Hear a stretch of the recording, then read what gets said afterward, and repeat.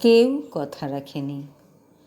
৩৩ বছর কাটল, কেউ কথা রাখেনি। ছেলেবেলা এক বৈষ্ণবী তার আগমনী গান হঠাৎ থামিয়ে বলেছিল, শুক্লা দ্বাদশীতে অন্তরাটুকু শুনিয়ে যাবে। তারপর কত চন্দ্রভোগ অমাবস্যা এসে চলে গেল, সে বৈষ্ণবী আর এলো না। ২৫ বছর প্রতীক্ষায় আছি।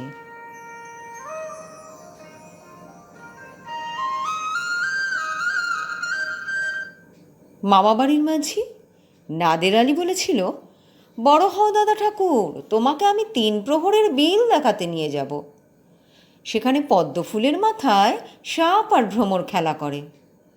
নাদের আলী, আমি আর কত বড় হব? আমার মাথায় এ ঘরে ছাদ ফুঁড়ে আকাশ স্পর্শ করলে তারপর তুমি আমায় ৩ প্রহরের বিল দেখাবে?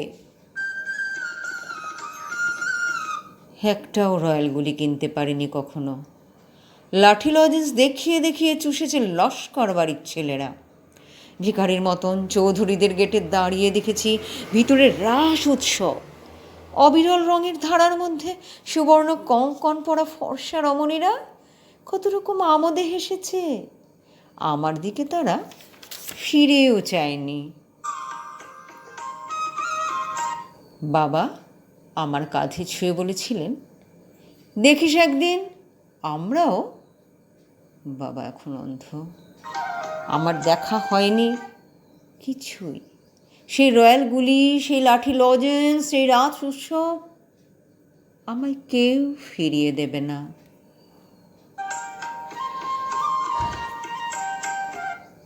বুকের মধ্যে সুগন্ধি রুমাল রেখে বরুণা বলেছিল, আমায় যেদিন সত্যিকারের ভালোবাসবে সেদিন আমার বুকেও এরকম আতরের গন্ধ হবে।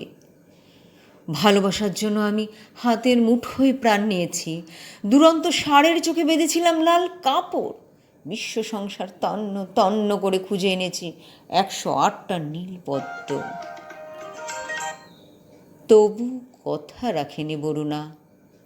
এখন তার বুকে শুধুই মাংসের গন্ধ। এখন সে যে কোনো নারী।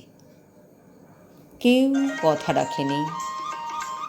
৩৩ বছর কাটল, কেউ কথা রাখে না, কেউ কথা রাখে না। নমস্কার।